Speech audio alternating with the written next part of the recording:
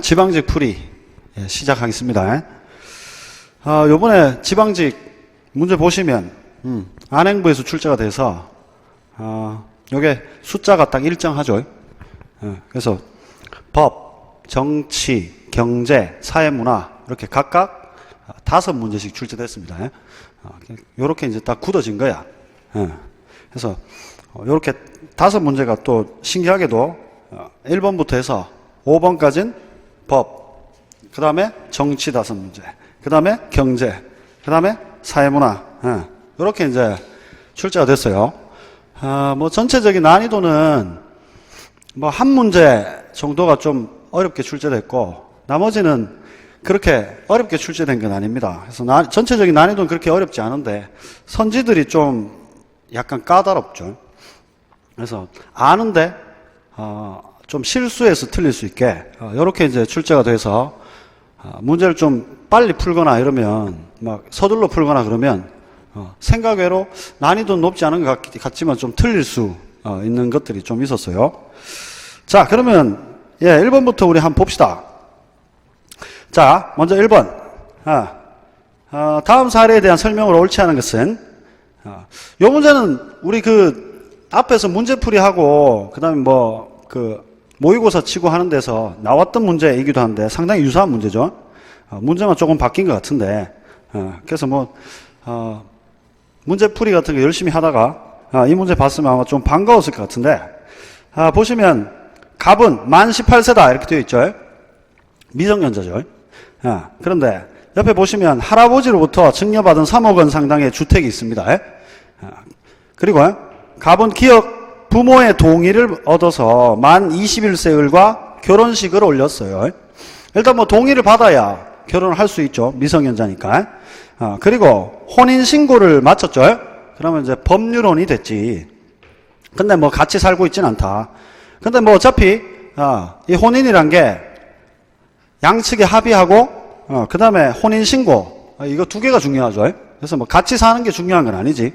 그래서 보시면 부모 동의를 받았고, 혼인신고까지 했으니, 법률혼이 성립됐고, 이제 성년의제가 민법적으로 적용이 되겠지.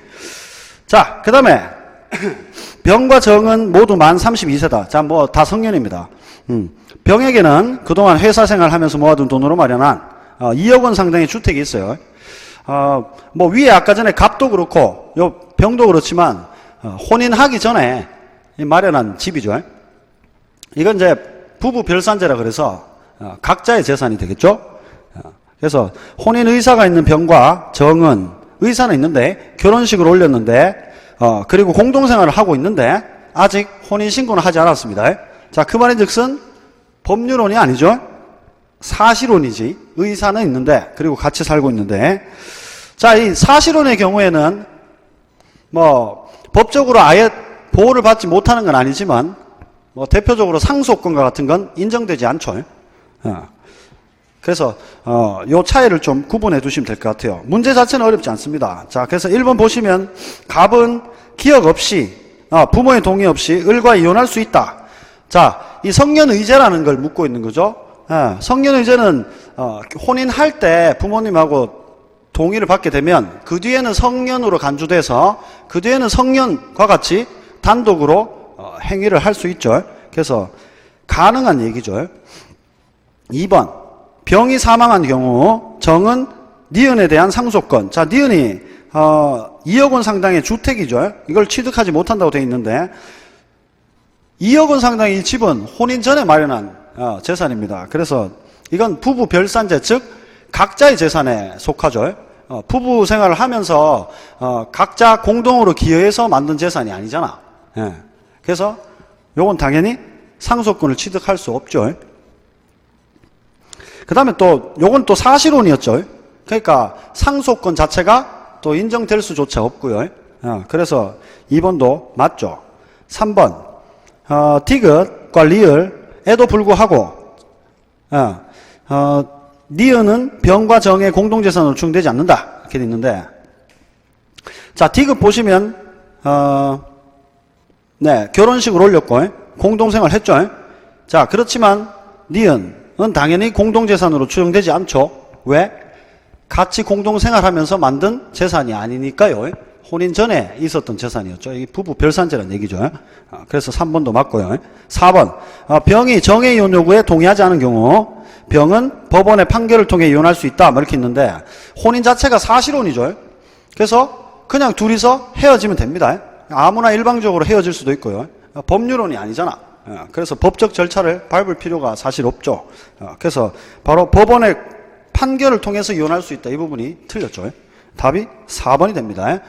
법률혼하고 사실혼 구분해란 얘기죠. 자, 그 다음에 2번.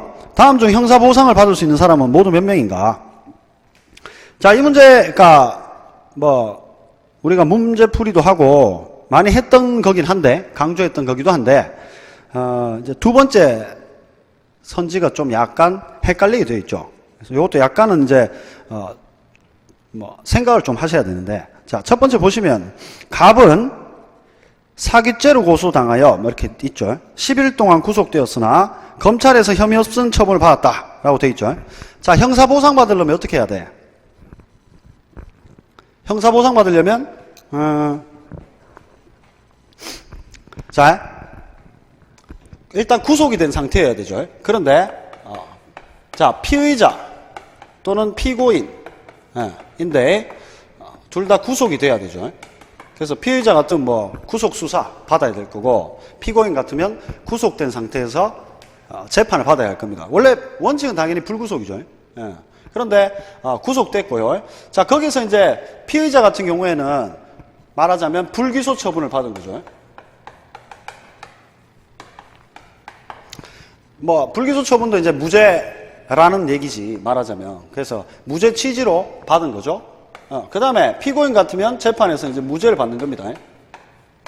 이렇게. 자, 요 경우에 이제 당연히 풀려나겠죠. 그런데 그동안 갇혀 있었잖아요. 좀 열받죠. 그러니까 보상을 청구할 수 있게 되죠. 요 상황에서. 그래서 요게 이제 형사보상 청구권이죠. 자, 그러면 첫 번째 갑 되죠. 혐의 없음 처분, 즉 이게 이제 말하자면 불기소 처분을 받은 거죠. 그래서 갑 됩니다. 자, 그 다음에 을. 자, 을은 요게 좀 생각해야 되는데 강도죄로 징역 1년을 선고받았어요. 이때는 유죄였는데 복역 후 만기 출소까지 했어요. 그런데 다시 재심해가 무죄를 선고받았죠. 오케이? 그러니까 결국은 그 전에 유죄였지만 뒤에 가서 무죄를 선고받았던 거예요. 자, 그러니까 이게 말하자면 무죄가 선고된 거고요. 이미 이 을은 실컷 형까지 다 살고 나왔죠. 말하자면 무죄 받았기 때문에 그것까지 해가지고 다 청구를 받아야 할 겁니다. 그래서 이 을은 되죠.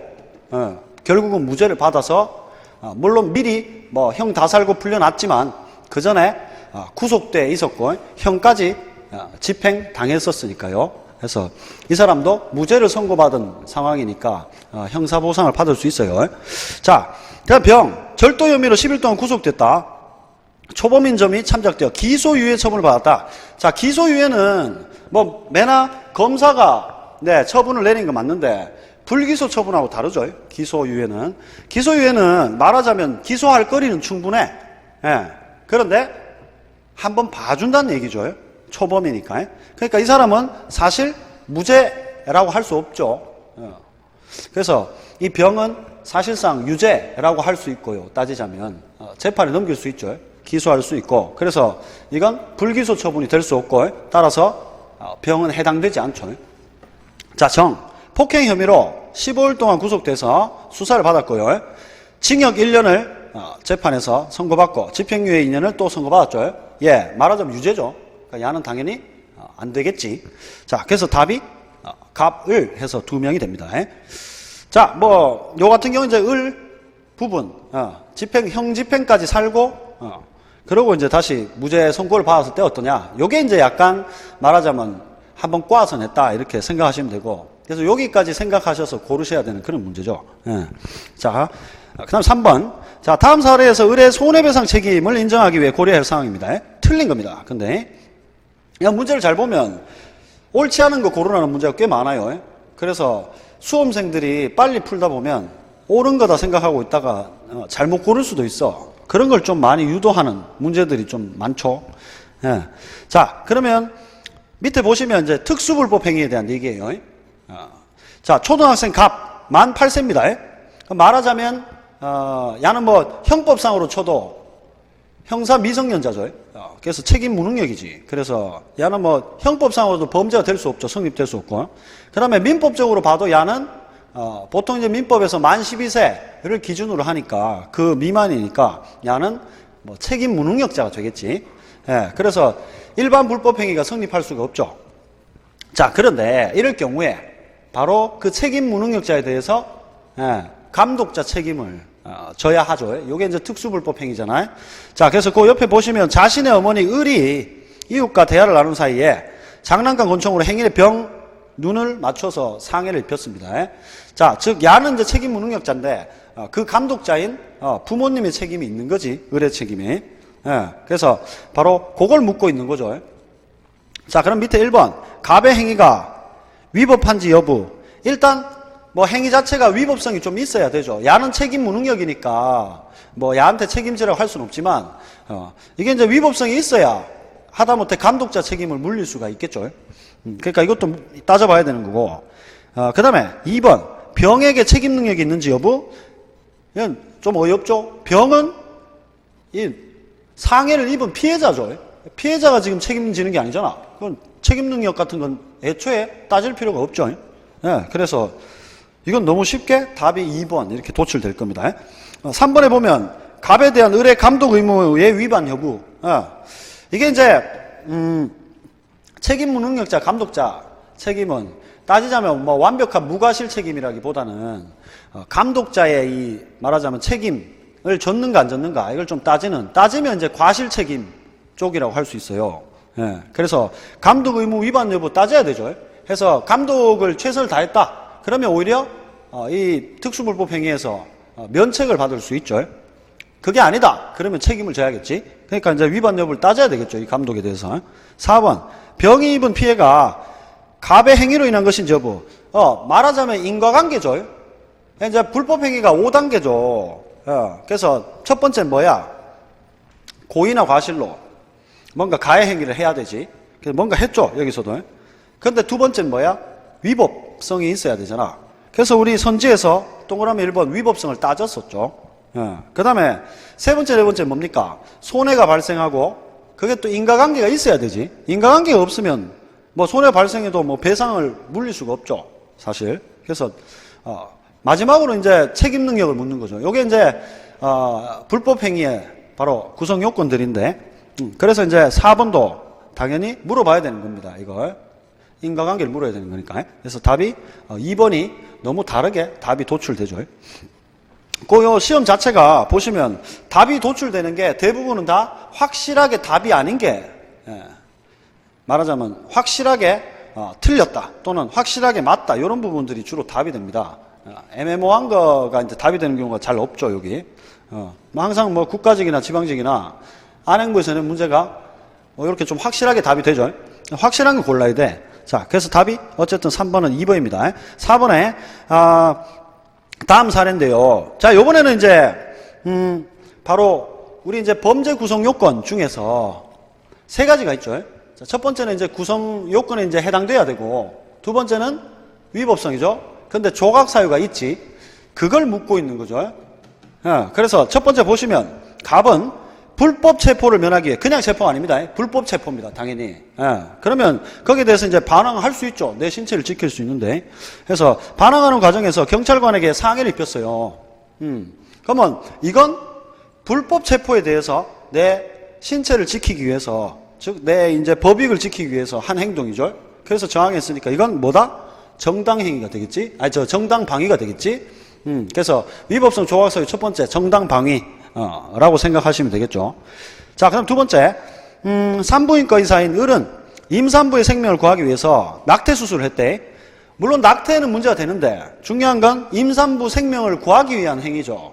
말하자면 산부인과 의사가 정당하게 진료 행위를 했다 이렇게 얘기할 수 있는 거야. 그러니까 그 위법성 조각사유 중에 다섯 번째 정당 행위가 되겠죠. 이건 의사의 진료 행위다. 이렇게 이제 그러므로 해서 조각되는 거죠. 위법성이. 자, 세 번째 채권자 병. 자신의 채무를 변제하지 않고 외국으로 도주하는 채무자를 발견했어요. 그래서 이걸 붙잡아서 출국을 못하게 강제로 했대. 자, 이건 바로 뭐예요? 자구행위죠. 그러니까 말하자면 이제 뭔가 법적 절차를 통해서 자신의 어떤 청구권을 지켜야 되는데 이게 지금 법적 절차를 통해서 지키기가 어려운 급박한 상황이지. 그래서 스스로 자력구제를 해버린 거지. 이거 역시나 위법성 조각사유가 되죠. 자, 그럼 밑에 1번 구속요건에 해당하지 않는다? 전혀 그렇진 않죠. 전부 다 범죄 구속요건 될 수 있죠.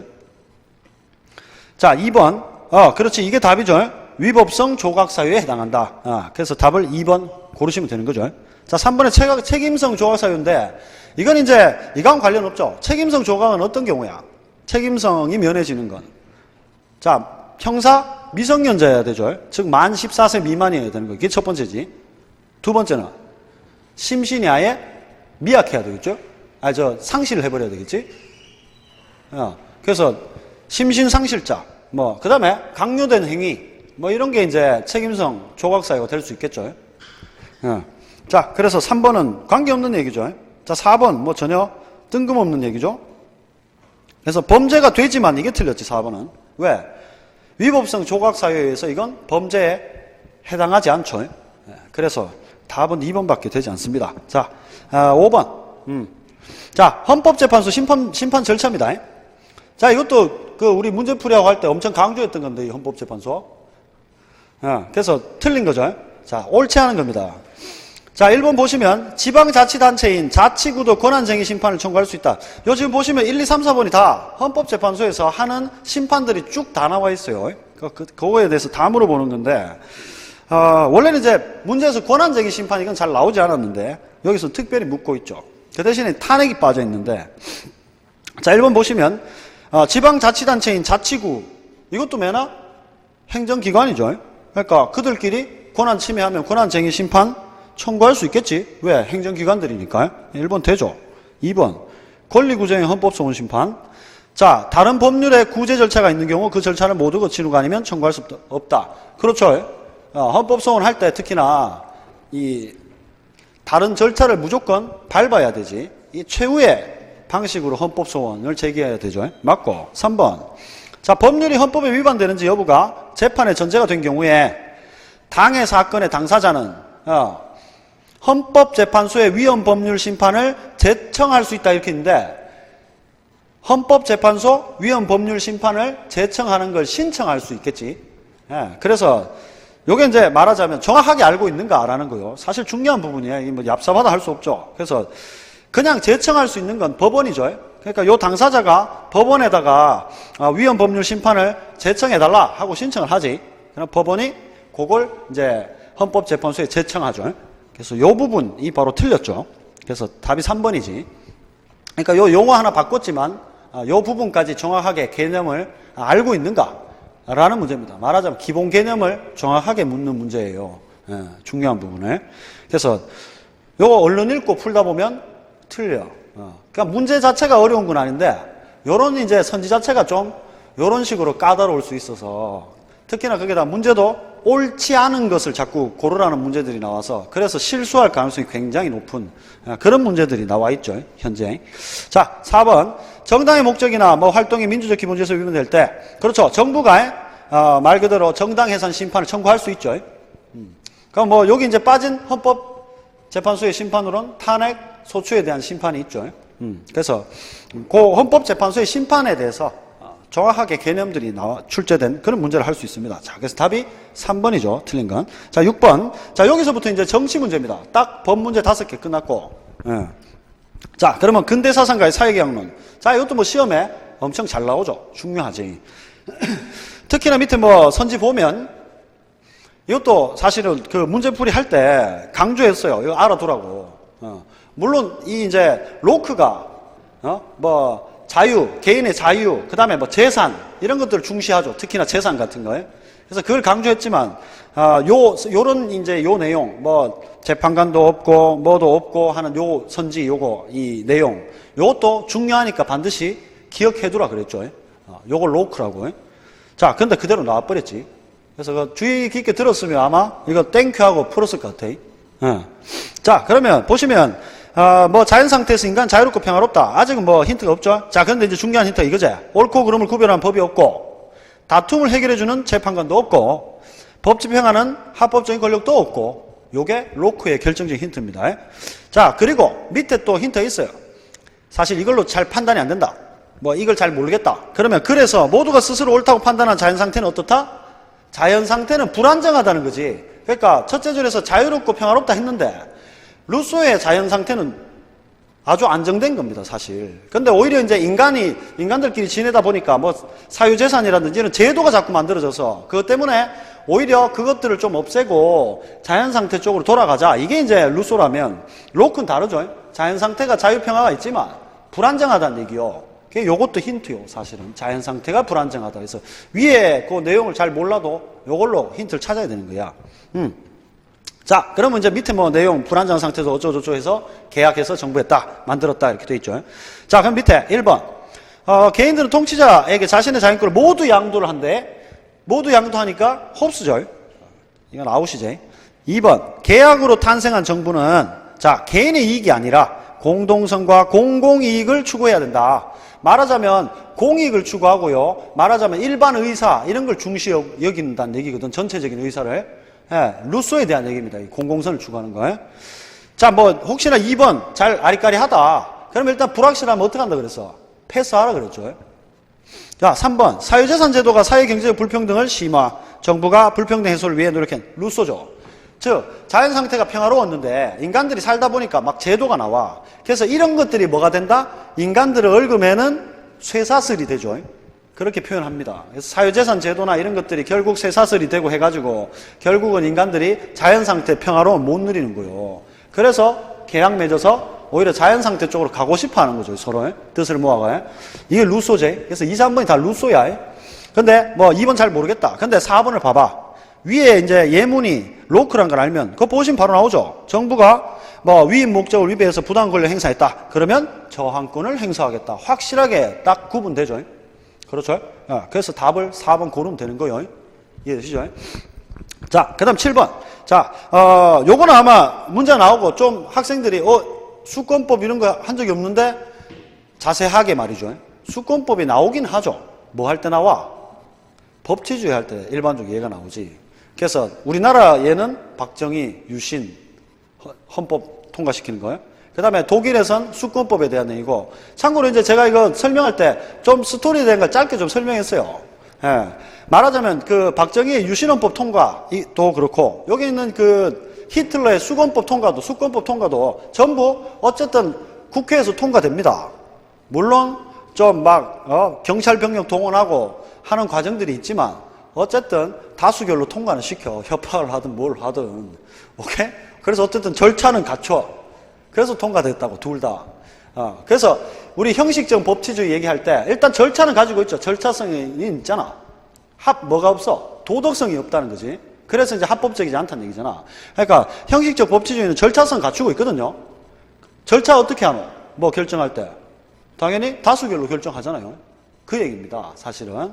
그래서 뭐 제가 그 수권법 얘기할 때 좀 설명을 좀 드리긴 했거든요. 그 다수결 통과됐다고, 의회에서 통과됐다고. 다만 말하자면 이제 경찰이나 동원에 가서 통과했다 이런 얘기를 했으니까 뭐 그런 걸 좀 기억하고 계신다면, 떠올리신다면 뭐 어렵지 않게 풀 수 있는 겁니다, 사실. 자, 틀린 거 고르란 거야, 또. 자, 라이히의 법률은 이렇게 돼 있어요. 라이히 이런 말에 별로 관심 가질 필요도 없어요, 사실. 옆에 또 돼 있지. 제국의 법이라 돼 있지. 그래. 제국 법률은 라이히 헌법이죠. 법률보다 헌법이 사실 높잖아, 당연히. 그래. 바이마르 헌법에서 규정하고 있는 절차에 의하는 것 외에 어이없게도 정부에서도 법률을 의결할 수 있는 권한을 달라는 거죠, 사실. 말하자면 정부가 입법권도 가지겠다 이런 얘기잖아. 이 수권법이 원래 뜻이 줄 숫자고 권리인데 어떤 권리냐면 입법권을 바로 정부한테 양도하겠다는 권리요. 그래서 수권법이거든. 이것도 사실 설명할 때 한 적이 있는 것 같은데. 그래서 말 그대로 뭐 의결할 수 있다 뭐 이렇게 돼 있죠. 그럼 요거 보고 아하 뭐 히틀러의 수권법이구나. 말하자면 형식적 법치주의를 묻겠구나 이렇게 좀 짐작하시면 좋겠는데. 자, 2조 보시면 자, 라이히 정부가 의결하는 법률에는 라이히 헌법과 다른 규정을 둘 수 있다. 이것도 좀 어이없죠. 뭐 원래는 헌법 안에서 법률이 만들어져야 되겠지. 그 취지도. 그래서 법률의 취지나 이런 목적 같은 게 당연히 헌법을 벗어나면 안 되겠죠. 그런데 뭐라고 돼 있어? 헌법과는 다른 규정을 또 둘 수가 있대. 이거 헌법을 벗어나겠다는 얘기죠, 사실. 그래서 여하튼 이 법이 통과됐기 때문에 절차성은 갖추고 있지만 뭐가 없다는 걸 알 수 있어, 2조에서. 그렇지. 도덕성이 전혀 없다라는 얘기입니다. 그렇죠? 예. 그래서 이런 것들을 보시고 이제 형식적 법치주의를 알아내라는 얘기입니다, 사실. 수권법 하면 형식적 법치주의에 대한 얘기죠. 자, 1번 다수결의 원칙에 위배하여 채택되었다. 그럴듯해 보이지. 그런데 이 법은 뭐 우리 박정희 유신 헌법도 똑같지만 다수결에 의해서 국회에서 의결됐어요. 절차성은 갖추었어요. 그래서 이거 틀렸습니다. 2번 입헌주의를 준수하지 않았다. 아마 1, 2번이 좀 헷갈렸을 거야. 입헌주의를 준수 안 한 것 같은데 라는 느낌이기도 하죠, 사실. 예. 그래서 왜 헌법에 입각하지 않은 것 같은데 라는 느낌 들지만 여기 이제 무슨 말이냐 하면 뭐 2조만 이렇게 생각하면 헌법과 다른 규정을 좀 둘 수 있다 막 이렇게 돼 있으니까 입헌주의가 아니지 않냐, 이 부분은 이렇게 좀 따져볼 수 있을 수도 있죠. 예. 그래서 사실은 요 오답이 말하자면 이 학생들한테 헷갈리는 게 2번이지. 설마 다수결로 했겠어 이런 법을? 그러면 입헌주의를 안 한 것 같은데 이런 느낌에. 근데 1번에 다수결로 당연히 해서 사실 이건 답이고요, 사실 따지면. 예. 그리고 그 1, 2조에 보면 의결 이런 말 나오지. 그냥 정부가 지 맘대로 했으면 의결 같은 말이 필요하지도 않죠. 사실 의결할 때 다수결로 주로 하는 거라. 뭐 이런 부분도 사실은 간접적인 힌트는 좀 되는데. 자, 여튼 입헌주의를 준수하지 않았다고 하는데 1조에 보면 라이 헌법에 규정하고 있는 절차, 예. 그 다음에 뭐 말하자면 헌법을 완전히 뭐 벗어나서 헌법을 지키지 않겠다라기보단 헌법과 다르게 이렇게 다른 규정을 두되 요걸 헌법상에 있는 절차대로 통과시킨 겁니다. 이해되시죠? 예. 통과시키는 절차성에, 그러니까 절차성은 갖춰서 통과를 시켜서 헌법과 다른 규정을 좀 두면 안 되겠냐 하는 거거든. 그러니까 전체적으로는 요거 통과시킬 때 당연히 입헌주의에 따라서 절차에 맞춰서 통과가 됐다고 할 수 있어요. 이해되시죠? 예. 그래서 이건 입헌주의를 아예 지키지 않았다라고 보긴 좀 쉽지 않다는 얘기입니다, 사실. 좀 아리까리하죠, 사실. 오히려 이건 수권법 다수결로 통과된 걸 알기만 하면 정말 땡큐 같은 문제긴 한데, 사실. 자, 3번에 실질적 법칙을 지키지 않았다. 예. 4번에 뭐 자의적 지위를 정당. 네, 그렇죠. 네, 답이 그래서 1번입니다, 사실은. 하고 이제 제가 그 본 수업 시간에 수권법은 그 절차 어떻게 통과됐는지에 대한 얘기도 좀 드렸어요, 사실은. 수업 시간에 드렸고 문풀 시간에도 아마 이 부분에 대해서 수권법 뭐 통과 관련해서 박정희 유신도 좀 얘기하면서 약간 얘기를 드리긴 했는데 절차에 대한 얘기도 여튼 뭐 좀 헷갈릴 수는 있죠. 문제 7번 약간. 자, 그 다음에 8번. 예. 우리나라 국회와 대통령의 관계입니다. 틀린, 또 옳지 않은 거죠. 그래서 이거 잘났지. 자, 이것도 그렇게 어려운 건 없습니다. 정말 기본 또 개념이죠. 그래서 아까 전에 그 나왔던 문제 5번 헌법재판소 같이 그런 취지의 문제라고 할 수 있는데, 자, 보시면 대통령 국회에서 의결된 법률안에 대해서 정해진 기간 내에, 즉 15일이죠. 예. 15일 내에 그 이의를 붙여서 거부권을 행사할 수 있다. 그렇죠? 제의를 요구할 수 있죠. 자, 2번. 이 제의가 요구됐을 때는 이제 국회가 제적의원 과반수 출석의원 3분의 2죠. 원래 그냥 의결할 때 어때? 법률안. 과반이라고 그랬잖아. 근데 한 번 더 이제 재의결할 때 어떻게 돼? 과반 3분의 2 된다 그랬죠? 예. 그래서 맞죠? 자, 그리고 이제 또, 요렇게 이제 찬성회가 의결하면 그 법률안은 법률로서 확정된다고 되어 있는데, 이것도 이제 수업 시간에 좀, 언급하고 강조를 했는 건데, 확정되죠? 왜냐하면, 이제는 대통령이 거부권을 행사할 수 없는 상태이기 때문입니다. 그래서 이게 이제 행정부로 이송되면 5일 이내에 사실 무조건 공포를 해야 돼. 그게 공포 안 되면 국회의장이 그냥 공포하면 되죠. 말하자면 재의결된 순간에 확정된 겁니다. 자, 3번. 대통령이 긴급명령을 발하했을 때, 이건 이제 국가 원수로서의 역할 아닙니까? 이제 긴급한 상황일 텐데, 지체 없이 국회에 보고하여 승인을 받아야 된다. 예. 당연한 거죠. 이건 너무 상식적으로도 대통령이 뭔가 긴급명령을 내렸으면 국회에 사실 원래는 뭐 어떠한 것들에 대해서는 동의를 받아야 되지만, 동의는 보통 사전 동의 아닙니까? 사전에. 근데 승인은 뭐야? 하고 사후에 이제 승인하는 건데, 이제 아주 긴급한 상황이면, 그렇죠. 어쩔 수 없이 먼저 뭔가를 내려야 된다고. 그렇지만, 당연히 국회에 원래 같으면 동의를 받아야 하는 것이기 때문에 이건 이제 급히 긴급명령을 내리고 승인을 바로 받아야 되겠죠. 이건 상식적으로 생각하셔도 될 수 있고 4번에 보시면 이게 너무 완벽한 답이죠. 뭐 국회는 대통령에 대해서 탄핵을 소추할 수 있죠. 심판은 의사는 헌재에서 하죠. 근데 이런 부분을 묻는단 말이야. 그래서 이런 부분 좀 강조했죠. 이런 거 정확하게 확실하게 해야 된다고. 그래서 4번이 확실하죠, 답이. 자, 그래서 답은 4번입니다. 9번. 자, 그렇지. 드디어 나왔죠. 이 9번이 요 바로 지방직 시험에서 가장 어려웠던 겁니다. 저도 이제 시험지 보고 저도 당연히 문제를 풀어보겠죠. 9번이 아마 시험 수험생들한테 그래 변별용을 이용하는 문제라고 할 수 있어요. 이게 이제 어려운 문제인데 아는 것도 있고 처음 보는 것도 있기 때문이죠. 전혀 뭐 언급도 잘 하지 않는. 자, 그래서 요 문제는 뭐 틀려도 사실 뭐 이해는 합니다. 맞출 수 있으면 좋은데. 그래서 아마 특히나 디귿 리을 요게 문제였을 겁니다. 그래서 디귿만 맞느냐 아니면 디귿 리을이 맞느냐. 근데 이제 느낌 어때? 설마 하나만 맞겠어? 이런 느낌이지. 좀 불길하지. 아무래도 디귿 리을 되지 않겠냐 이런 느낌 될 수는 있죠. 근데 사실 자 보십시오. 자, 일단 기억부터 한번 봅시다. 일단 문제는요. 표의 등가성 원리에 대한 겁니다. 즉 뭐란 말이고 4개의 선거 원칙에서 평등 선거에 대한 일단 문제입니다. 자, 기억에 평등 선거 원칙에 따라 일정 연령 이상의 모든 국민 이게 뭐야? 보통 선거제. 그래. 이건 너무 쉽죠? 아마 바로 아웃시켰을 거고. 니은. 자, 게리맨더, 이것도 좀 헷갈렸을 수 있는데. 자, 게리맨더링이란 용어는, 옆에 매사, 주세수, 게리가, 자, 표의 등가성 원리에 위배된 선거구를 획정한 데서 나왔다. 문장은 뭔가 부드러워, 사실. 그래서 그럴 때 보이는데, 사실 이거 게리맨더링 했던 이유가 뭐예요? 이건 표의 가치 때문에 나눴다기보다는 뭐 하려고 하기 위해서였어? 진해당, 공화당한테 유리하게 하기 위해서 선거구를 이렇게 잘랐죠.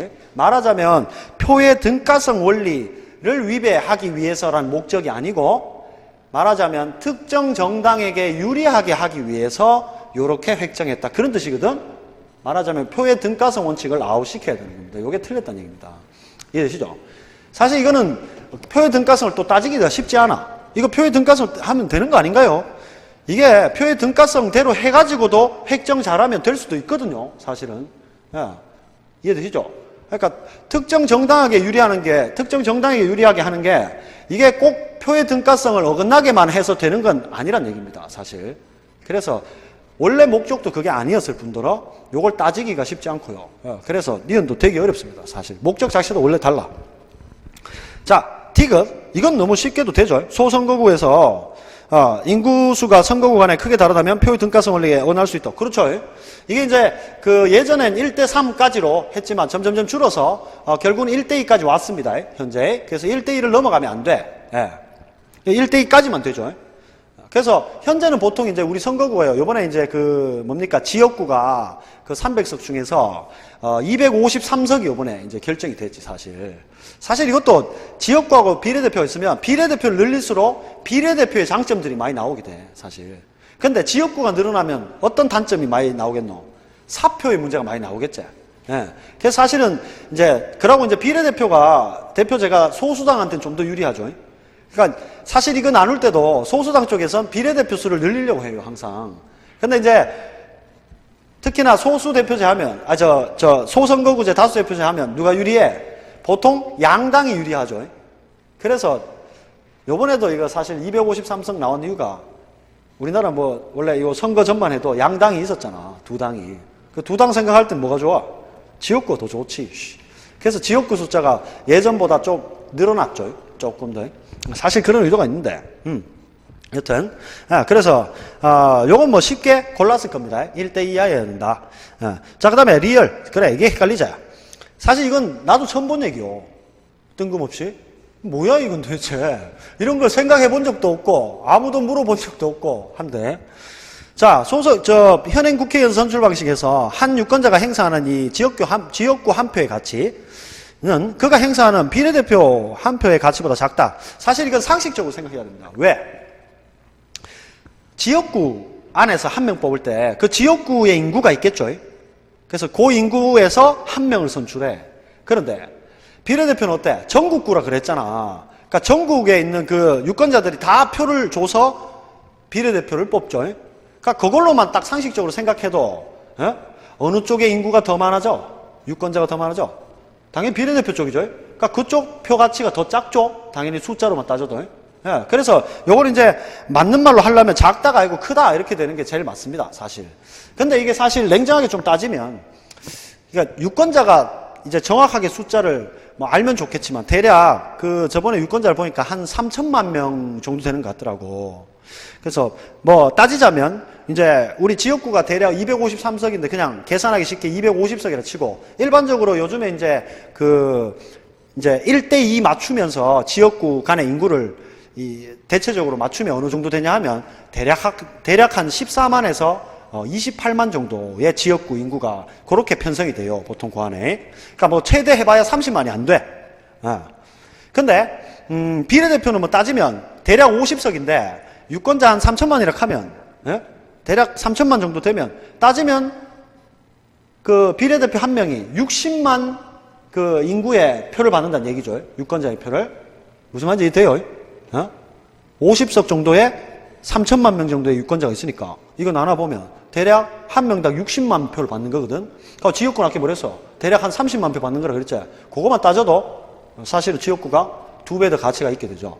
그래서 숫자로 따져도 그렇고요. 사실. 그 다음에 뭐 그냥 상식적으로 봐도 전국구로 하는 게 훨씬 더 유권자가 많기 때문에 당연히 표의 가치는 지역구가 더 높을 수밖에 없습니다. 사실. 그래서 리얼이 될 수 없죠. 사실. 미음. 이건 너무 쉽게 어이없죠. 뭐 선거구를 다시 헌법재판소가 획정을 한다고? 말도 안 되는 소리죠. 심판만 할 뿐이지.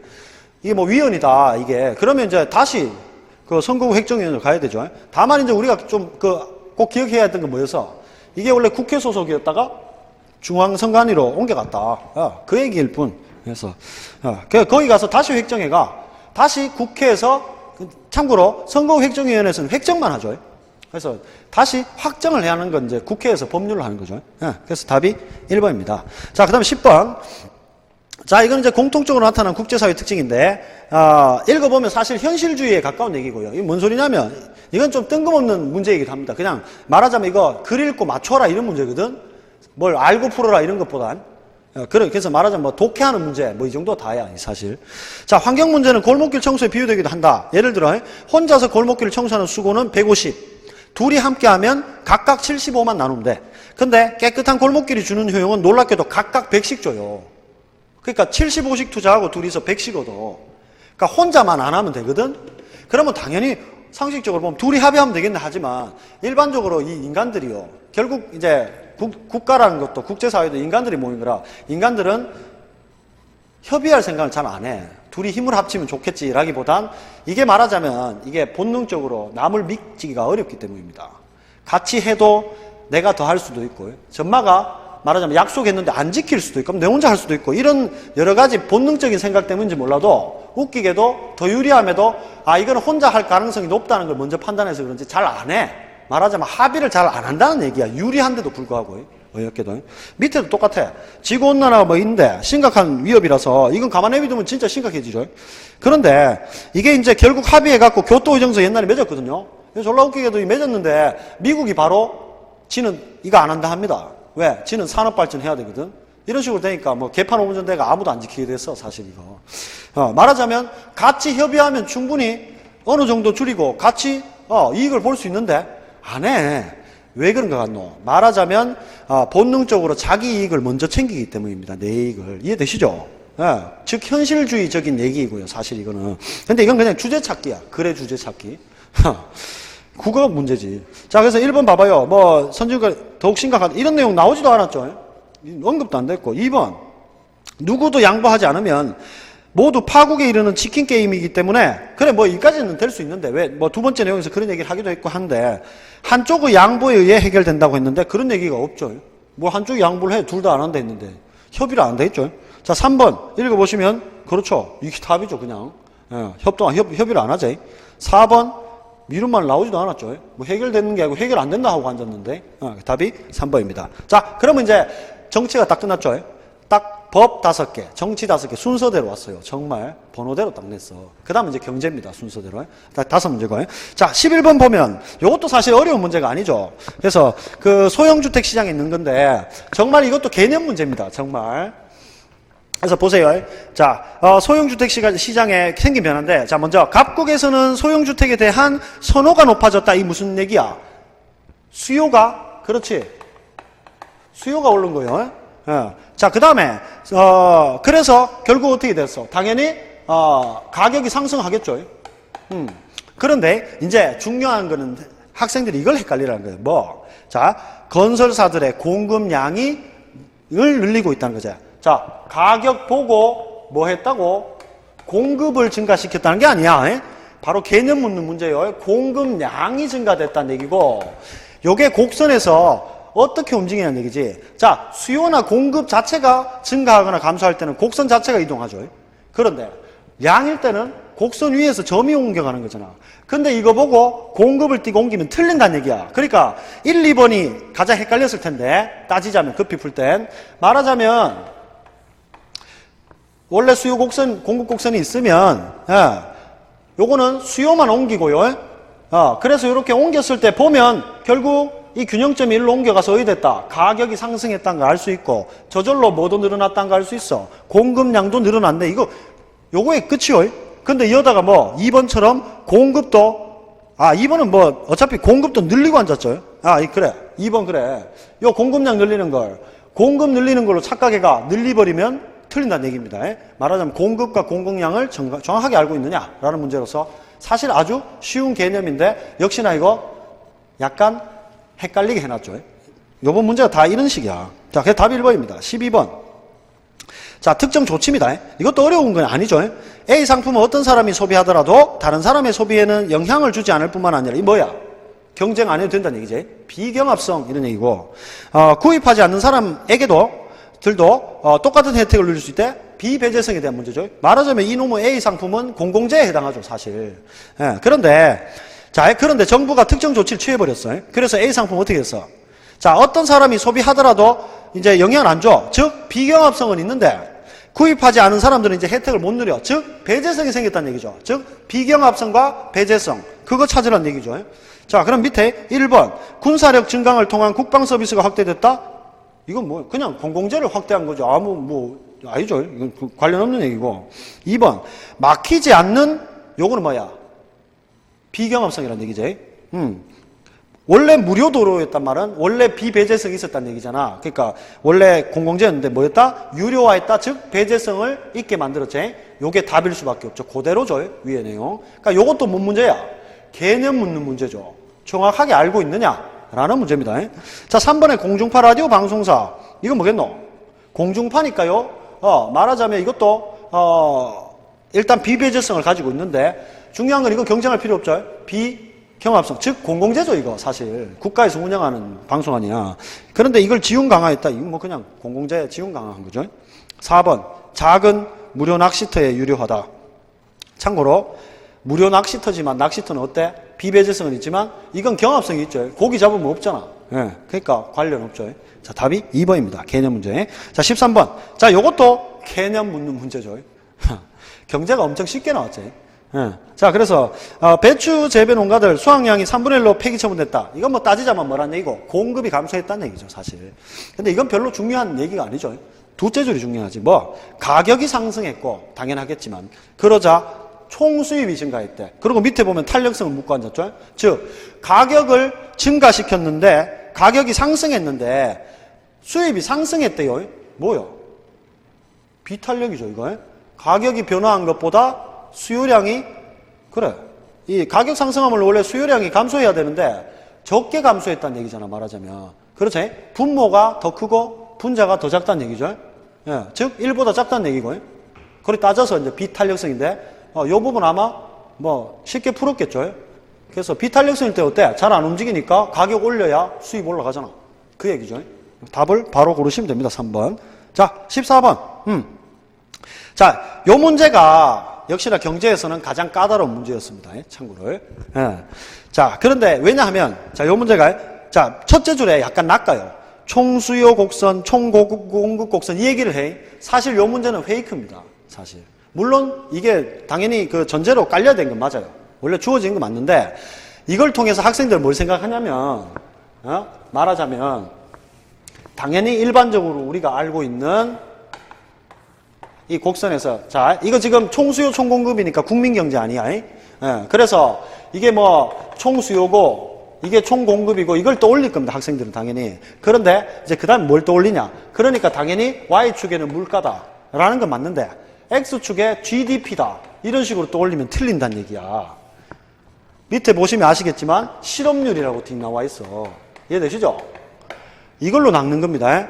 그래서 첫째 줄 보고 바로 생각하면서 제가 그 시험 풀 때 어떻게 한다 그래서 원래 요 문제 이게 이제 실업률이 아니라 말하자면 GDP 즉 가격과 양이 나올 때는 어떻게 하면 된다 그래서 요 점 찍히고 점 찍히면 요게 X 표시해가 풀어라 했는데 그럼 쉽다 했는데 이건 그렇게 하면 안 된다는 얘기야. 이해돼? 근데 빨리 풀면 그렇지 하고 나면 뭐 답을 잘 고르기 어려워 사실. 이런 문제죠. 졸라 좀 사실은 어려운 건 아닌데 빨리 풀면 안 된다는 얘기입니다. 그러니까 그 말하자면 아마 문제 내는 사람들이 사회는 항상 마지막에 푸니까 그렇지 최대한 헷갈리게만 만들면 된다. 어렵진 않아도. 그럼 충분히 변별력을 확보할 수 있다. 뭐 그런 느낌인 거예요. 그 의도가 다분히 있어. 그래서 요거는 이제 말하자면 자 지점이 이제 이렇게 돼 있죠. E고 A 그 다음에 B C D 이렇게 있으면 이건 곡선 움직이는 걸 생각하면 안 돼. 자, A는 어떻단 말이고. 자, 물가가 원래 여기서부터 어떻게 했단 말이고. 물가가 올랐다는 얘기죠. 상승했다는 얘기고. 그 다음에, 그런데 실업률은 어떻게 됐어? 줄었다는 얘기요. 말하자면 A로 가려면 해야 된단 말이고. 물가는 하락하고, 실업률은 증가해야 물가는 상승하고, 실업률은 하락해야 되는 거야. 이해되시죠? 근데 요거 가만 생각해보면 알겠지만 물가 오르면 인플레이션인데 사실 근데 실업률이 줄었다는 거 보니까 경기가 좋아진 거죠. 이게 바로 뭐야? 수요 견인 인플레이션이요.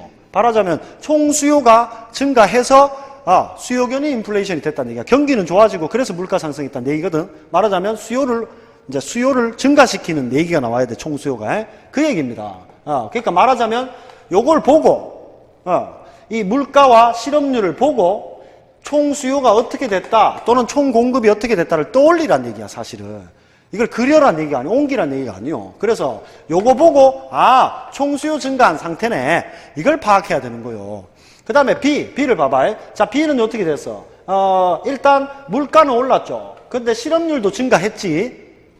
이건 뭐란 말이고 물가는 올랐는데 경기도 안 좋아졌다나 아주 최악의 상태 스태그플레이션 상태죠. 말하자면 이게 바로 자, 물가 실업률이 모두 뛰었다. 그래서 요 스태그플레이션과 같은 이런 최악의 사태가 되는 건 언제라고 그랬어? 비용 인상 인플레이션이잖아. 비용이 인상돼서 총공급이 감소했을 때 얘기죠. 그래서 요걸 도출하라는 얘기요. 총공급이 감소했다. 이걸 도출하라는 얘기야. 자, 참고로 이제 요 A하고 정반대에 있는 D 같은 경우는 반대입니다. 참고로. 그러니까 이건 뭐다? 오히려 물가는 하락하고 실업률은 늘어난 경기 안 좋아진 거죠. 디플레 같은 그런 걸 떠올리면 되는데 그래서 요거 반대로 생각하시면 돼요. 그래서 요건 뭐다? 총수요가 감소해서 생긴 거고 C는 B하고 반대입니다. 사실은. 요거 반대겠죠. 곡선 같은 직선 안에 있으니까 여기 반대된 거 아니야. 이건 어때? 물가도 떨어졌고 실업률도 감소하는 아주 뭐 해피한 상황이 됐죠. 그러니까 이건 어떻게 될 때? 총공급이 증가할 때 얘기란 말이야. 오케이? 자, 그래서 요 문제는 말하자면 보통에 항상 나왔던 문제처럼 바로 수요 공급 곡선 옮기라 그게 전혀 아니란 얘기죠. 사실 여기는 곡선 얘기가 아니요. 여기 점 찍어놓고 화살표를 마치 곡선처럼 해놨을 뿐이지 사실 곡선은 없다는 얘기입니다. 없어요.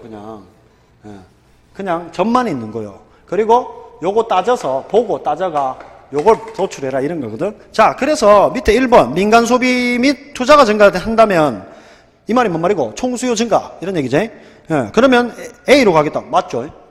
자, 2번 확대 재정 정책 이 뭐야? 총수요 증대 정책이지. 그러면 A로 가야 되죠. 근데 어디로 간다? C로 간다. C는 총 공급이 말하자면 증가한 상태죠. 그래서 틀렸지. 2번이 답입니다.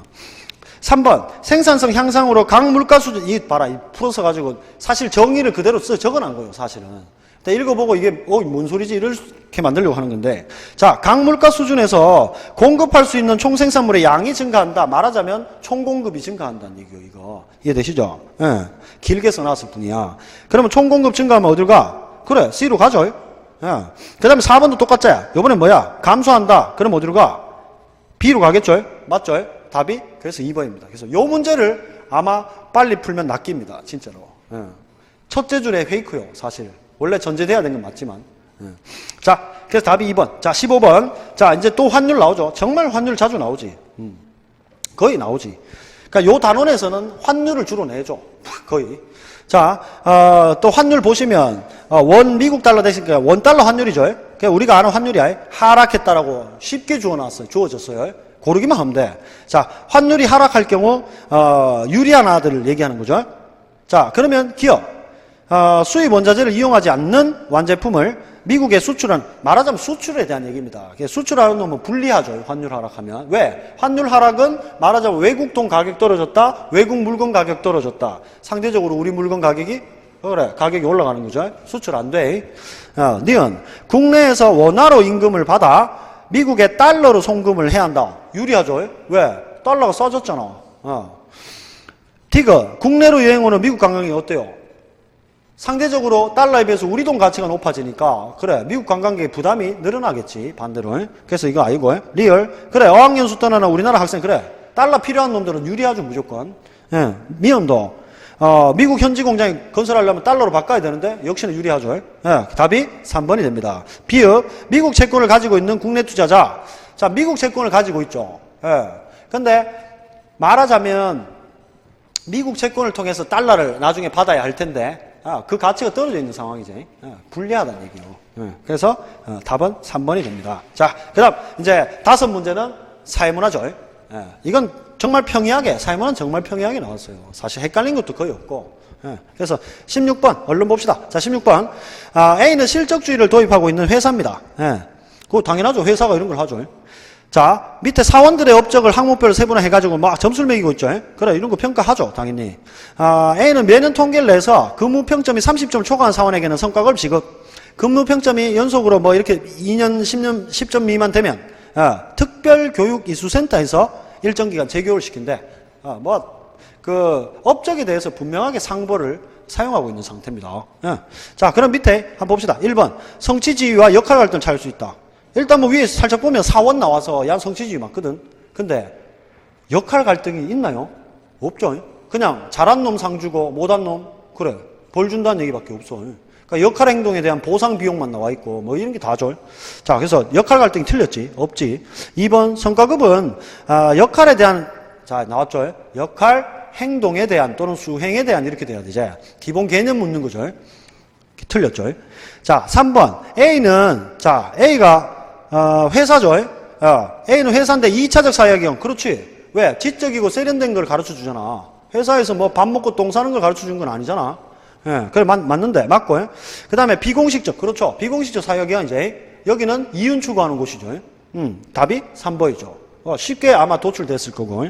4번. 요게 이제 헷갈릴 수 있게 하는 건데. 특별교육이수센터. 회사 안에 들어있으니까 마치 공식 조직 안에 들어있는 비공식 조직이라고 생각하라 할지 모르겠지만 특별교육이수센터는 무슨 친목질하는 곳이 전혀 아니지. 친밀한 그런 게 아니죠. 지금 벌 받으러 가는 곳이죠.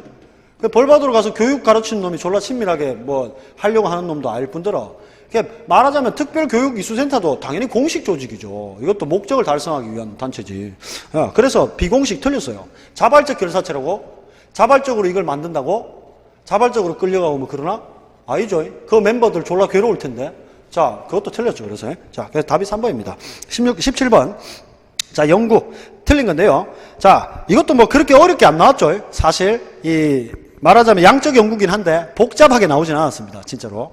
그리고 뭐, 제가 또 그 문풀하면서 강조했던 부분도 나왔죠. 여기 또 표본 뽑으면 잘 보라 그랬지. 조건 뭐가 표본이 대표성 있는지 없는지. 그런 걸 살피면 돼.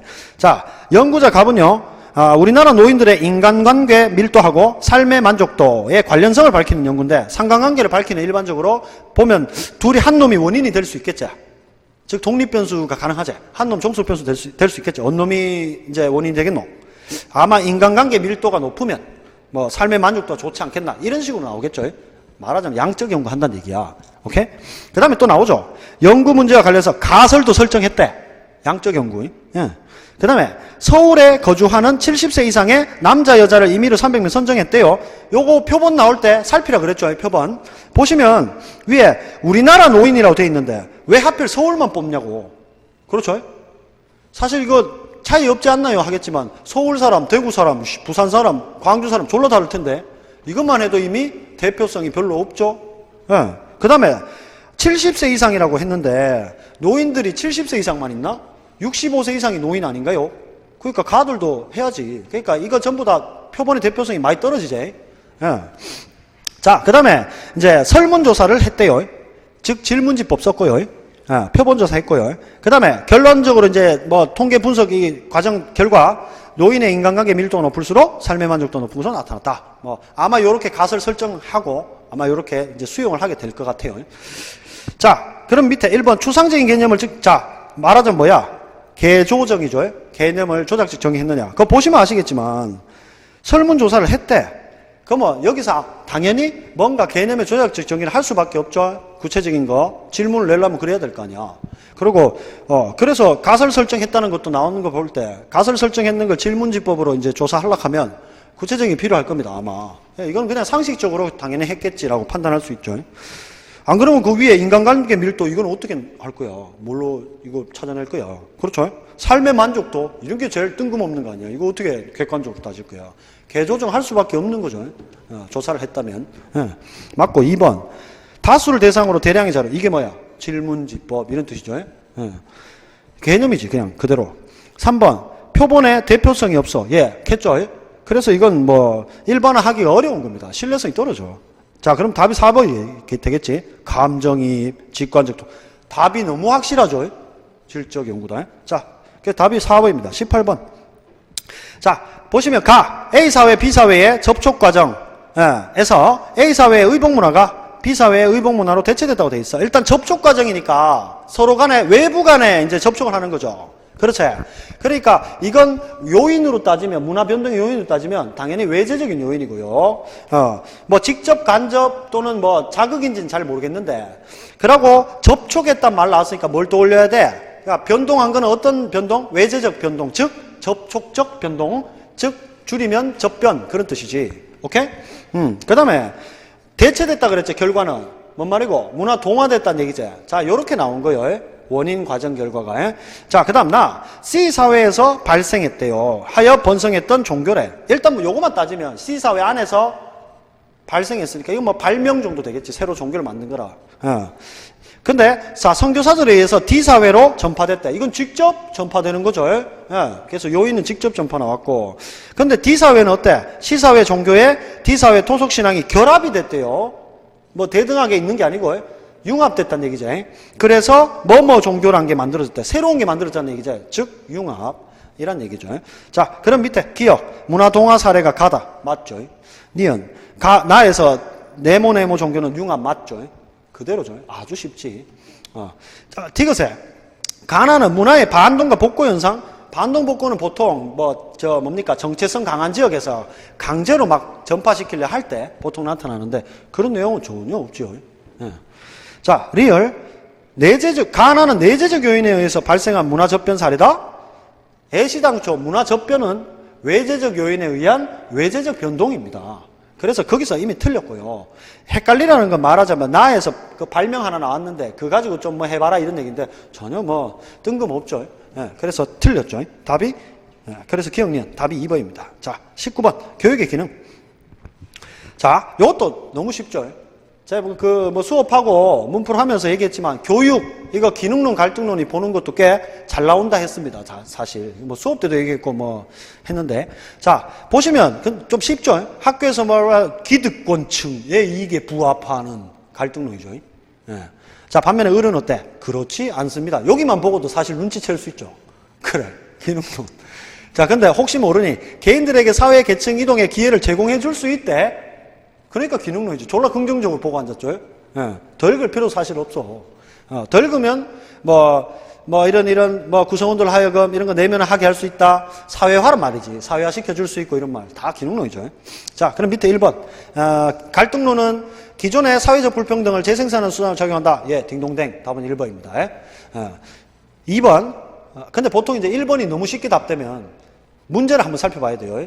옳지 않은 거였던가? 라는 거 한번 체크해 봐야 돼. 안 그러면 실패할 수 있어요, 사실은. 너무 쉽게 나오면 이래 될 수 있으니까. 살짝 한번 봐야 돼, 사실. 그래서 서울시 칠 때는 그것도 확인하셔야 돼요. 물론 서울시는 이 지방직이나 국가직이나처럼 저 안행부에서 내는 것처럼 확실하게 답이 되는 게 이렇게 너무 뚜렷하고 안 그런 것도 꽤 나와. 좀 모호한 것도 많이 나오는데 그래도 기본적으로는 너무 쉽게 나오면 확인하셔야 돼. 자, 2번. 을은 가정 배경을 중시한다. 이건 갈등론이죠. 예, 그러니까 이건 갑이고. 3번은 자, 적재적소에 배치될 수 있다. 교육을 통해서. 이건 기능론이니까 이건 을이죠. 오히려. 자, 그 다음에 4번. 모두 미시가 아니라 것이지. 당연히. 예, 그래서 답이 1번이죠. 자, 마지막 문제 20번. 자, 이것도 쉽죠. 자, 정보사회에 나타날 수 있는 현상인데 특징. 그러므로 정보사회의 특징을 골라래. 일단 여러분들 대충 떠올릴 수 있잖아. 예. 근데 이제 밑에 그거 봐야 되겠죠. 여기서 나타나는 거예요. 자, 디지털 기기가 이제 사용이 보편화됐대. 그래서 막 다양한 정보가 폭발적으로 증가하고 있대요. 그래서 최근에는 빅데이터가 여러 영역에서 활용된대. 자, 그럼 예를 들면 신용카드사가 이런 걸 하기 위해서 여러 가지 빅데이터를 이용한 서비스를 하고 있죠. 예. 자, 그리고 업계의 반응은 대부분 긍정적이고. 그런데 다만 이게 이제 활용을 너무 하다 보면 어떤 정보, 즉 개인의 정보를 침해할 가능성도 꽤 있기 때문에 그래서 이제 개인정보 활용 범위를 그렇지 딱 이제 정확하게 규제를 하거나 이제 그 기준을 만들어라는 얘기죠. 당연히 이런 단점이 나올 수 있겠지. 자, 그럼 밑에 기업 정보 전달 과정에서 시간 공간의 제약이 당연히 작아지죠. 이건 사실 너무 당연한 얘기라. 우린 인터넷 하나로도 세계와 함께 할 수 있는데. 자, 밑에 니은 그렇지. 부가가치 창출의 원천이 뭐다? 정보죠. 그 다음에 디귿 감시 가능성이 나올 수 있는 게 바로 밑에 부분에 보면 그렇지. 개인정보 활용에 대한 그런 우려가 나오고 있죠. 그러니까 이거 우리 충분히 추론할 수 있고. 리얼 그래. 기업이 소비자 행동을 예측하는 게 중간에 나왔죠. 예로. 그래서 답이 4번이 되겠죠. 자, 아마 시험을 치신다고 많이 고생을 하셨을 텐데 그래서 아마 시험지 보고 수험생들 중에 시험 친 학생들 중에 난이도는 좀 쉬웠던 것 같은데 생각외로 점수는 잘 안 나왔어요. 왜 안 나온지 알겠죠. 말하자면 문제가 난이도가 높은 건 아닌데 졸라 헷갈리게 만들어놨어요. 특히나 옳지 않은 것은 묻는 문제 꽤 많이 나오고요. 원래는 보통 옳은 것을 주로 물었는데 사실. 그래서 그 부분을 확인해야 되고 그 다음에 그 중요한 단어이지만 단어를 바꾸죠. 요런 것. 그러니까 선지가 말하자면 어려운 선지는 아님에도 까다롭다. 그래서 빨리 풀어서 실패한다라는 거죠. 신중하게 풀었다면 전혀 틀릴 건 사실 9번 정도 그게 까다로웠을 뿐입니다. 사실. 자, 여튼 요거 이제 요 내용 잘 풀이하셔가지고 다시 한번 살펴보시고 서울시 하는데 당연히 요거 살펴봐야 됩니다. 문제 푸는데도. 자, 풀이 듣는다고 수고 많이 하셨고 시험 치신다고 또 고생 많이 하셨고 그래도 아직 시험이 하나 남았으니까 잘 추스려 갖고 일단 서울시 시험 칠 땐 지방직 시험 생각도 안 해야 돼. 오케이? 야구 선수 같으면 뭐래? 오늘 못 친 거 그 자꾸 생각하고 실책한 거 생각하면 더 망쳐요, 플레이를. 예, 그렇다고 하잖아. 잘 잊어야 다음 걸 잘할 수 있다 하거든. 자, 잊고 잘 준비하셔서 서울시 시험도 잘 치시기 바랍니다. 오늘 수업 듣는다고 수고 많이 하셨습니다. 예.